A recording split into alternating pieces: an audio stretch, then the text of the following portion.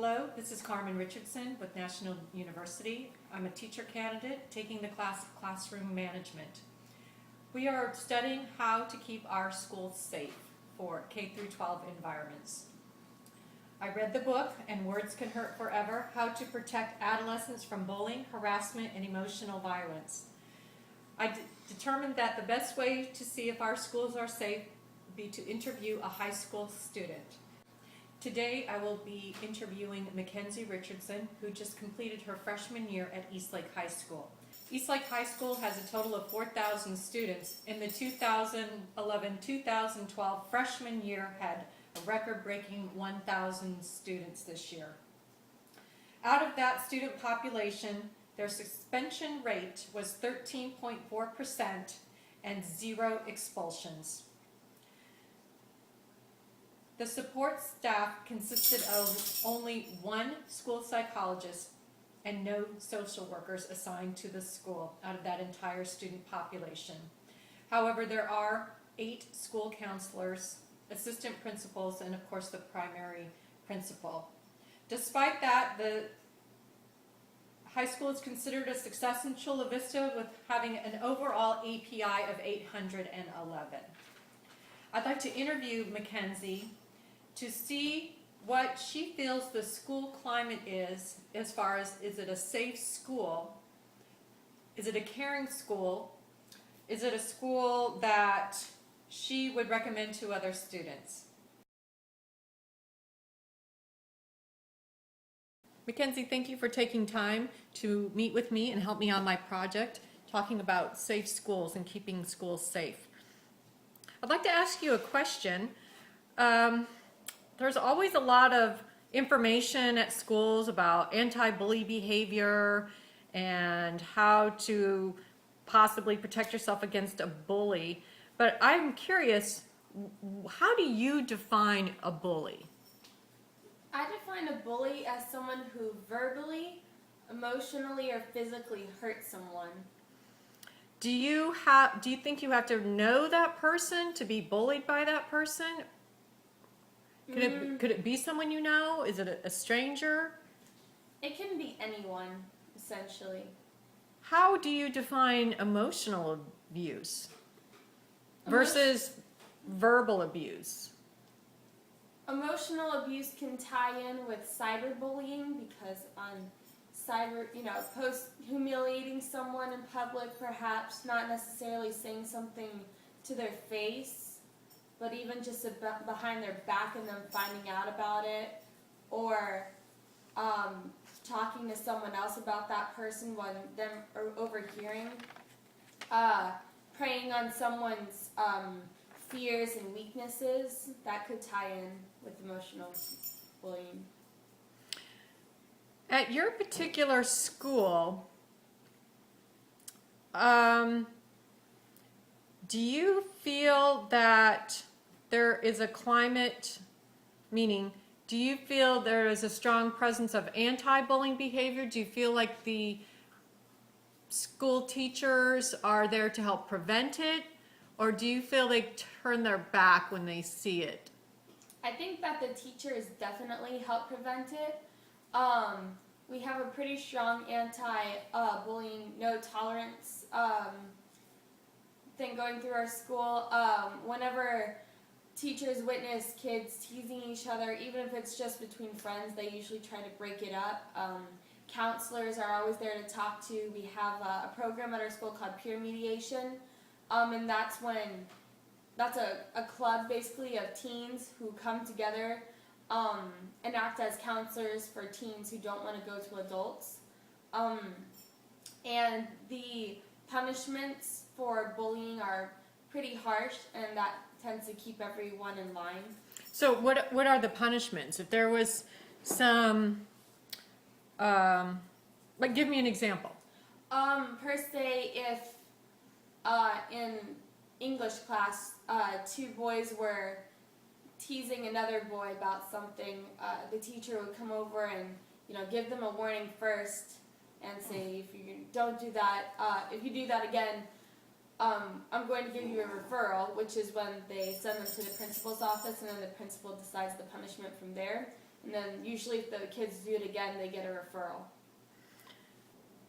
Mackenzie, I would like to talk about a topic that is a little bit sensitive and touchy, and it is the topic of sexual harassment. Do you know what sexual harassment is? Yes. And how do you know this? Is this something that is discussed in school? It's not really discussed that often now, but of course, like in our anti-bullying week that we had a couple months ago, it wasn't, that part of bullying wasn't really discussed. Just because, you know, most people have a sex ed class, you know, everybody usually goes through one in middle school, so I guess in high school they don't feel the need to reapproach it. But there is a very distinct difference between sex ed and sexual harassment. Do you know what the difference is? But sex ed is learning about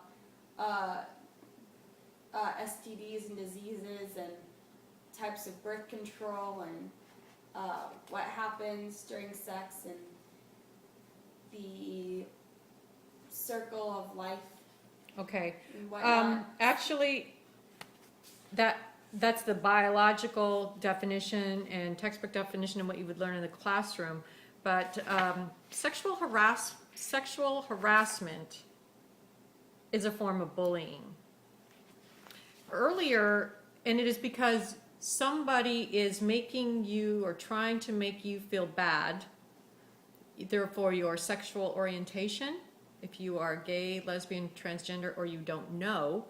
How many times have you heard students, maybe not this year, but even last year in middle school, tease other kids? It says, "You're gay." Oh yeah, a lot. All the time. All the time. And do you use that term, "Oh, you're gay," as just like a slang term that means an overall arching definition of gay, like "that's gay"? Or do you really mean to identify somebody by their sexual orientation by saying, "Oh, you're gay"? Well, I'll admit, you know, it's turned into slang for stupid now. How that happened, I don't know. But Okay. I'll admit I'm an avid user of that slang when I'm around my friends. Have you ever thought how that someone who might be gay or lesbian, how they might take that? Well, last year I had a friend in middle school, and he was interested in theater, and he was from the South, and he had a little bit of an accent, and he dressed a little more feminine than most guys, and you know, a lot of kids used to be like, "Oh, you're so gay." I won't say his name. And he would get extremely offended by it, just because of, you know, he knew for a fact he was not gay. He liked girls all the way. Whenever I use the slang for gay, I usually feel bad about it, just because I remember how much offense he would take to it. And I'm trying really hard to stop using that slang. Okay. I think that's great that you're just aware that sometimes words that you use just as slang can really have a profound effect on somebody, especially if that slang term is describing that person who may or may not want to confess or admit or may not even know themselves. It just makes them feel bad.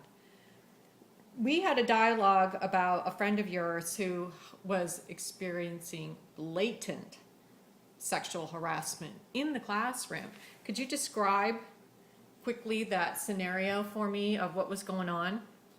There was a group of boys, about 3 is from what I believe, and they would always draw nude pictures of her, and she's a bit of a heavier set girl, so they tease her about her breast size, and they would just make her feel very self-conscious about her body all the time.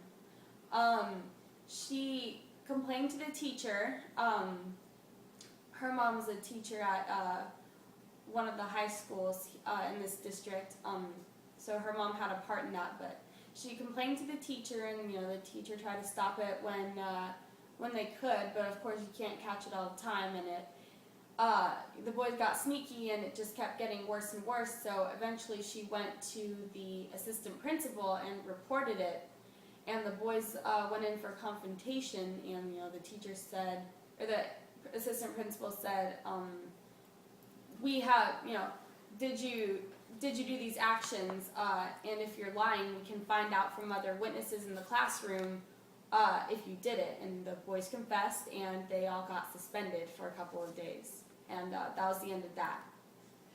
Do you feel, I know the person that this happened to is a very close friend of yours. Was your friend satisfied with what the school did to stop that behavior? Absolutely. She said it was very efficient. They haven't tried it again. They, hardly even talk to her now, and she's very, very happy now. Great. One thing you mentioned to me in our pre-interview is that you don't consider trash talking harassment or bully behavior. Is that the same thought that most of your peers have about trash talking? When you start slamming another girl or a guy, or for whatever reason? To us, it's not really perceived as bullying so much, because in our heads, from what we hear about in the news and all that, for us who don't experience bullying personally, like myself, bullying usually, what we hear about, usually happens with strangers, with people who were never friends. It was always a bigger person picking on someone with a weakness. We never really hear about bullying that is a group of friends turned on another friend. To us, that is just drama, because usually, in our daily lives, that's, this person did or said something, and it has consequences. To us, that's cause and effect. It's not bullying. You said that adults cannot stop the drama. What did you mean by that? Most of the drama that occurs happens, with on cyberspace, the social networking sites, Facebook, Twitter, cell phones, texting. Everything gets misperceived over text message. But you don't see that as harassment. You see that as drama. It depends on what situation it's in.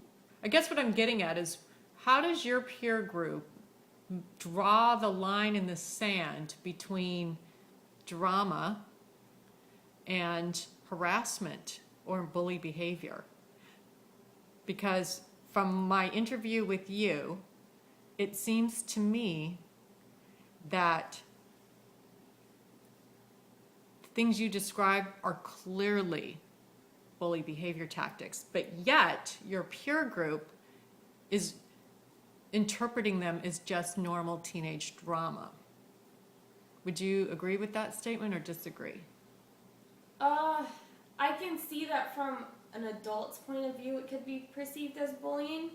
For us, the line in the sand is that bullying is usually a one-way street, and the person at the end of the road, they usually don't fight back, and they haven't really done anything wrong, and this bully has singled them out to pick on. The person may or may not have done anything wrong, and regular drama is a back and forth two-way street where one person says or does something and another person fires back. What I want to ask you is, despite these technical things that we've been talking about with specific incidences, you feel that your school is safe? Yes. Do you feel that your school is safe? Absolutely. You'd mentioned one of the areas that you felt your school does a really good job in is its peer mediation program. Would you explain to me what the peer mediation program is? It is almost like a club where it's mainly consisted of upperclassmen, and they act as teen counselors for peers and students in the school, just because there are kids who don't feel comfortable talking to adults because they don't trust them or for whatever reason, and if they need to go talk to a teen about something, they can go there. Or if they have any personal problems with other people, they can go talk to them if they just need a third party to assess the situation. Okay, that sounds like a pretty good program. To wrap up my interview, what is one piece of advice that you would give new teachers about looking out and protecting students and helping them feel safe at schools? First off, never call out a student for something they can't control. Like, what do you mean? Like race, the way they look. I had a teacher and he had a bad habit of trying to be funny, so he'd single out kids a little bit. For a while he called me little gringa peligroso, which is, ginger white girl, basically. And, I could deflect it pretty easily, but sometimes there are some days where I just really, it was bad enough dealing with other people, you don't want to deal with it from your teachers. So just try to never single out anybody unless it's for consequences that they can control. Also, just try to be very understanding if a student comes to you and asks for help.